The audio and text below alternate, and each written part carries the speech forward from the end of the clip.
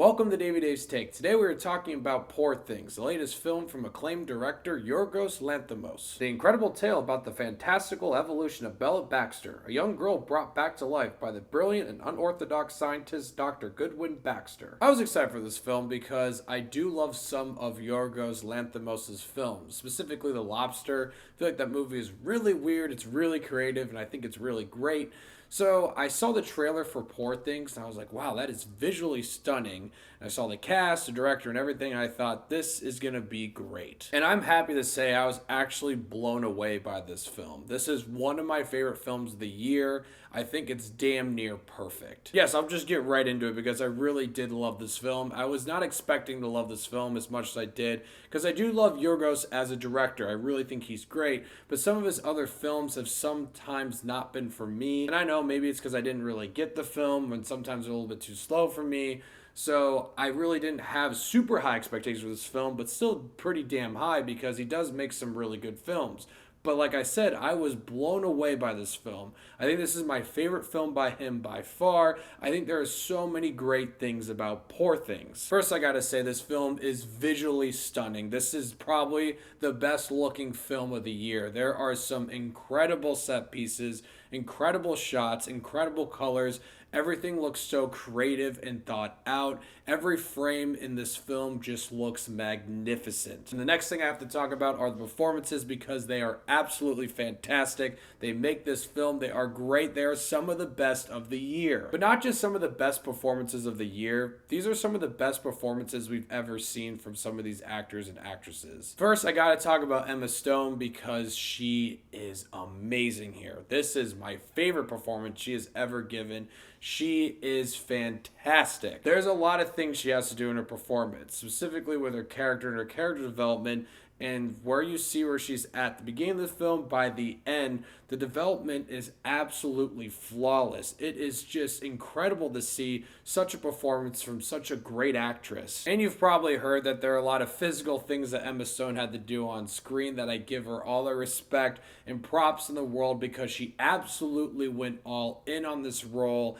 And she gives one of the best performances of the year, one of the best performances in her whole career, and I absolutely think she deserves an Oscar for this role. And another great performance in this film, and possibly the best performance of his career, is Mark Ruffalo. He is so fucking funny in this film. His performance is just so amazing because his character is just so pathetic, and he just embraces it, and he is so goddamn funny to watch. And that's another thing about this film. This film is one of the funniest films in the whole entire year. This is some of the best dark comedy I've ever seen. And Willem Dafoe is magnificent here too, and all these performances and how the film looks really works together for this magnificent script. This is one of the best scripts of the year. I keep saying one of the best of the year because it is. This is one of the best scripts of the year because this film just keeps going and going, but it never lets up. It's a fascinating tale about self-evolution, self-development, sexual liberation, and the cruelty of the world. But also the film knows how to keep everyone invested with the characters and story, but at the same time being extremely fucking weird.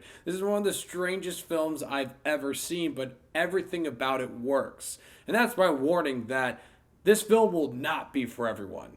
There are definitely people who are going to see this film and be like, what the hell did I just watch? But because we have such great filmmakers behind the camera, everything about this film really works. And honestly, that is such an accomplishment because this film, like I just said, is so strange and weird that if it was in the hands of other filmmakers, I don't think it would work at all. And yes, like I said, this film won't be for everyone, and it's not a film that I'm just gonna pop on casually every once in a while. This is definitely a film I need to sit and experience because it is more of a slow burner. It's more dialogue heavy. It's about the visuals, it's about the characters. But with Poor Things, I was invested the whole entire way through. Every year there are Oscar films that come out that get great reviews. Everyone's like, you gotta go see this. You see the film, you really like it, but it doesn't quite live up to the hype. For me, Poor Things is that film, that Oscar film, that really did shatter my expectations. Like I said, it's not going to be for everyone. It's very strange. But for me, everything about this film was damn near flawless. I'm going to give Poor Things 10 Davey days.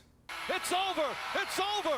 This film might have set a record for most sex scenes in the film. That is your warning. There are a lot of sex scenes in this film. but they elevate the story in a weird way. Like if they weren't in the film, it wouldn't have driven home the point that the film is trying to tell. It's hard to explain without spoiling, so I guess you'll just have to see to know what I'm talking about. So, Poor Things. Let me know what you guys thought of it once you've seen it. I'm curious to hear. And thank you so much for watching. Click here to see more Davey Dave's Takes.